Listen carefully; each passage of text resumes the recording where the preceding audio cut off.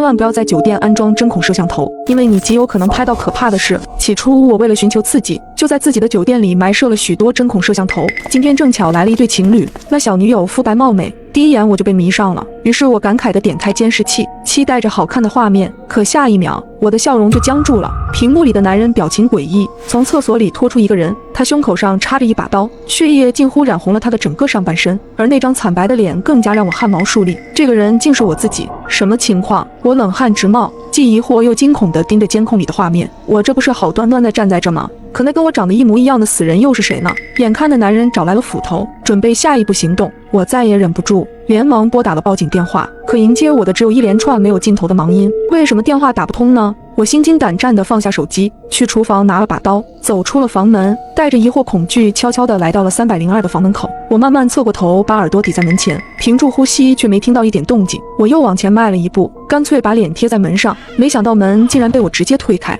我打了个哆嗦，刚想掉头就跑，却离奇发现302房间里竟空无一人，地上也没有任何血迹。有人吗？我抖着胆子喊了一句，好奇怪，难道监控是假的？我轻手轻脚地缓缓迈进屋子，房间里安静无人，却弥漫着一股浓烈的腥臭味。耳边听到了淋浴声，正是一侧的卫生间里传来的。我缓缓推开厕所门，竟看到2只眼睛直勾勾地盯着我，我吓了一跳，起了一层鸡皮疙瘩。与门缝后的眼睛对视了10几秒，我突然感觉有些不对，耳畔的淋浴声与浓重的血腥味萦绕在房间里。我举起刀慢慢靠近，赫然看见一个女孩坐在地上，花洒喷下的冷水淋湿她的全身。这女孩是那男人的女朋友。我愣了几秒，终于反应过来，她早已经失去了生命。我尖叫一声，回头就往门外冲，晃的感觉肩后伸出一只手，狠狠地勒在我脖子上。我惊恐地比划着手里的刀反抗，可手臂突然被一股力量控制，刀尖无法自控地插在了自己的胸口上。我用尽全身力气试图抬起手臂，却动弹不得。不一会我就瘫软地倒在了地上。我猛地抽搐一下，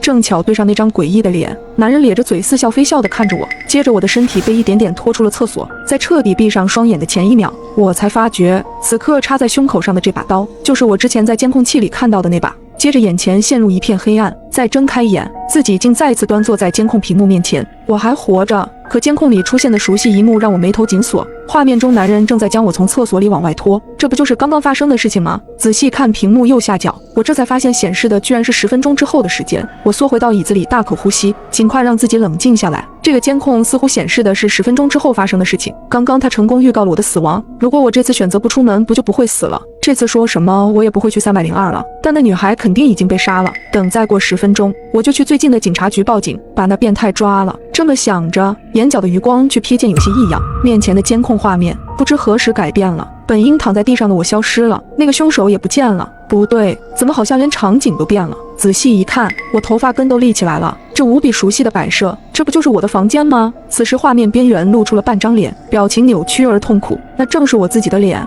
踉跄几步后，监控中的我咚地倒在了地上，怎么又死了？我猛地跑向门口，将房门反锁，眼睛紧盯着猫眼之外的走廊。按照监控显示的，凶手现在应该已经上楼来找我了，只要把他堵在门外，我就能活。时间1分1秒地走过，我大气不敢出，死死注视着门外，看了一眼钟表，已经过去9分钟了，离死期还有1分钟。不对呀，按照预告，我应该已经和凶手遭遇了呀，但是他现在都还没上楼，已经来不及了。难道监控有错，或者我已经成功改写死局了？突然我猛地意识到另一个极为恐怖的可能，我僵硬地缓缓回过头，看见面前的床下慢慢伸出2只手，那男人从床下迅速爬出来，他握着一把工具锤。